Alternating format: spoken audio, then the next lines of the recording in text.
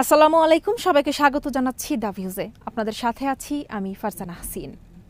Israeli ভূখণ্ডের দিকে Iran থেকে ছোড়া ক্ষেপণাস্ত্র কিছুক্ষণ আগে শনাক্ত করেছে ইসরায়েলি প্রতিরক্ষা বাহিনী।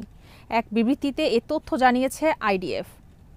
হুমকি মোকাবেলায় প্রতিরক্ষামূলক ব্যবস্থা সক্রিয় রয়েছে বলেও জানানো হয়েছে ওই বিবৃতিতে। পরবর্তী নির্দেশ না দেওয়া পর্যন্ত জনগণকে সুরক্ষিত একটি স্থানে থাকার আহ্বান জানিয়েছে আইডিএফ। এদিকে ইরানের ৩টি পারমাণবিক স্থাপনায় সফল হামলার দাবি করেছে যুক্তরাষ্ট্র। শনিবার স্থানীয় সময় রাত ১০টায় জাতির উদ্দেশ্যে ভাষণে প্রেসিডেন্ট ডোনাল্ড ট্রাম্প নিজেই এই ঘোষণা দেন। পাল্টা বার্তায় ইরানের সর্বোচ্চ নেতা আয়াতুল্লাহ আলী খামেনিও যুক্তরাষ্ট্রকে হুঁশিয়ার করেছেন। ইরানে হামলার পর ট্রাম্প জানান, যুক্তরাষ্ট্রের বোমারু বিমানগুলো ফোর্দো, নাতানজ ও ইস্পাহান পারমাণবিক স্থাপনায় পূর্ণ মাত্রায় বোমা বর্ষণ করেছে এবং সব বিমান নিরাপদে ফিরে গেছে। তারপরই কড়া প্রতিক্রিয়া এসেছে তেহরান থেকে। গত বুধবার খামেনি টেলিভিশনে দেওয়া ভাষণে যুক্তরাষ্ট্রকে হুঁশিয়ারি দিয়ে বলেছিলেন, দেশটি যদি ইরান ইসরায়েল সংঘাতে জড়িয়ে পড়ে তাহলে তারা এমন ক্ষতির মুখে পড়বে যা ইরানের যে কোনো ক্ষতির চেয়েও বহুগুণ বেশি হবে। এই ভাষণটি শনিবার ট্রাম্পের ঘোষণার পর খামেনির অফিসিয়াল টেলিগ্রাম অ্যাকাউন্টে পুনরায় প্রকাশ করা হয়। খামেনি কোথায় সেটি স্পষ্ট না হলেও তার বার্তার মাধ্যমে তেহরান ওয়াশিংটনকে চাপে রাখতে চায়। এদিকে ইরানের রাষ্ট্রীয় সংবাদ মাধ্যমগুলোও হামলার ঘটনা নিশ্চিত করেছে।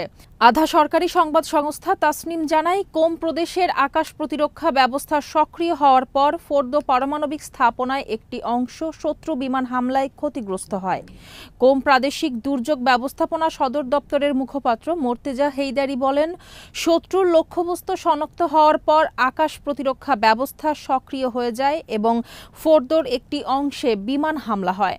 অন্যদিকে রাষ্ট্রীয় সংবাদ সংস্থা ইরনা নাতানজ ও ইস্পাহানেও হামলার বিষয়টি নিশ্চিত করেছে। ইস্পাহানের গভর্নরের সহকারী আকবর সালাহি বলেন, নাতানজ ও ইস্পাহানের পারমাণবিক স্থাপনাগুলোর আশেপাশে বেশ কয়েকটি বিস্ফোরণের শব্দ শোনা গেছে। এতে স্পষ্ট ওই এলাকাও হামলার শিকার হয়েছে। তবে এসব স্থাপনায় তেজস্ক্রিয় কোনো উপাদান ছিল না বলে দাবি করেছে ইরান। ইরনা এক প্রতিবেদনে জানিয়েছে, ইরানের রাষ্ট্রীয় সম্প্রচার সংস্থার এক কর্মকর্তার বরাতে বলা হয়েছে, যুক্তরাষ্ট্র যেসব স্থাপনায় হামলা চালিয়েছে সেগুলোই এমন কোনো পদার্থ ছিল না যা তেজস্ক্রিয়তা সৃষ্টি করতে পারে।